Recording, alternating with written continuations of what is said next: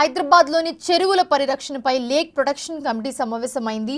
FTL buffer జోన్లను గుర్తించేందుకు irrigation, revenue, national remote sensing agency అలాగే సర్వే ఆఫ్ ఇండియా అధికారులతో హైడ్రా కమిషనర్ రంగనాథ్ సమీక్ష నిర్వహించారు. ఆక్రమణలకు ఆస్కారం లేకుండా యాప్ తీసుకొచ్చే ప్లాన్ లో హైడ్రా ఉన్నట్లుగా తెలుస్తోంది. ఆక్రమణలపై యాప్ ద్వారా సమాచారం ఇచ్చే అవకాశం కల్పించాలని కూడా చూస్తున్నారు. ఆక్రమణలు తొలగించిన చెరువుల్లోని వ్యర్థాలను తొలగించే పని కూడా మొదలు పెట్టాలని ప్లాన్ చేస్తున్నారు. మొదటి దశగా సున్నం చెరువు, అప్పా చెరువు, ఎర్రకుంట, కుకట్పల్లి, నల్ల చెరువుపై ఫోకస్ పెట్టాలని నిర్ణయించారు.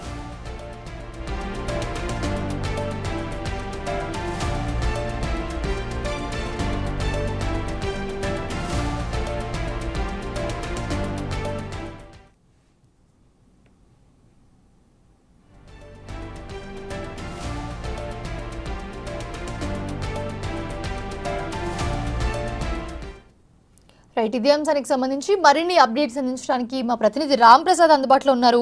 రామ్ ప్రసాద్, ప్రస్తుతం చెరువుల పరిరక్షణ కోసం ఒక యాప్ తీసుకొస్తున్నట్లుగా చెప్తూ ఉన్నారు. ఈ యాప్ ఎలా పనిచేస్తుంది, దీనికి సంబంధించిన అప్డేట్స్ ఏంటి?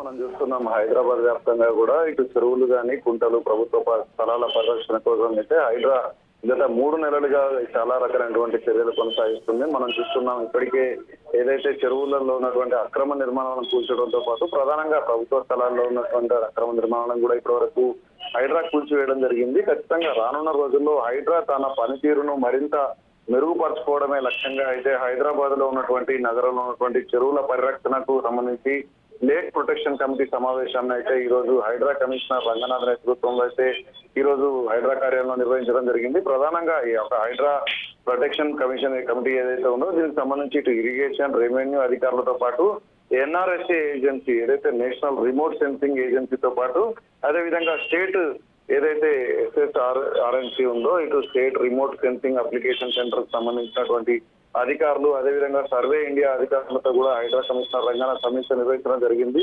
ఇప్పటి వరకు ఏదైతే నగరంలో ఉన్నటువంటి చెరువులు కానీ, ప్రభుత్వ స్థలాలు ఏదైతే నిర్దేశించిన స్థలాల్లో ఆక్రమణకు గురైందో వాటిపైన ఇప్పటి వరకు ఏదైతే మనం చూస్తాం ఇప్పటి వరకు కూల్చివేతలు జరిగాయి. దానికి సంబంధించినటువంటి డిబ్రీషన్ అక్కడి నుంచి తొలగించడంతో పాటు వాటికి పరిరక్షించుకోవాల్సినటువంటి అవసరం ఉందని చెప్పి కూడా ఈ యొక్క కమిటీ సమీక్ష సమావేశంలో చర్చించడం జరిగింది. అంతేకాకుండా రానున్న రోజుల్లో ఇటు చెరువులు కానీ కబ్జాలకు గురి కాకుండా ప్రత్యేకంగా నిఘాను ఏర్పాటు చేసేందుకు కూడా ప్రత్యేక చర్యలకు కూడా చర్చలు జరపడం జరిగింది. అంతేకాకుండా ఈ యొక్క ఆక్రమణలకు ఆస్కారం లేకుండా ఎక్కడైనా ఏదైనా ప్రభుత్వ స్థలం ఆక్రమణ ప్రారంభం జరిగిన వెంటనే ఇటు అధికారుల దృష్టికి తీసుకొచ్చే విధంగా సాధారణ ప్రజలు సైతం హైడ్రాకు సమాచారం అందించేందుకు వీలుగా కూడా రానున్న రోజుల్లో ఒక యాప్ ను కూడా ప్రజలకు అందుబాటులో తీసుకొచ్చేటువంటి అంశాలపైన కూడా సమీక్షించడం జరిగింది. ఖచ్చితంగా ఈ యొక్క యాప్ ఏదైతే ఉంటుందో ఈ యాప్ వచ్చిన అనంతరం అయితే క్షణాల్లోనే ఎక్కడైనా అక్రమ నిర్మాణాలు ప్రధానంగా చూస్తే మనకు చెరువులు కానీ, కుంటలు కానీ, ప్రభుత్వ స్థలాలలో ఎక్కడైనా ఏదైనా చట్ట వ్యతిరేకంగా అంటే ప్రభుత్వ స్థలాలలో చర్యలు ప్రారంభించిన వెంటనే ఇక్కడ స్థానికంగా ఉన్నటువంటి ప్రజలు నేరుగా అధికారుల దృష్టికి తీసుకెళ్తే ఇక్కడ నుంచి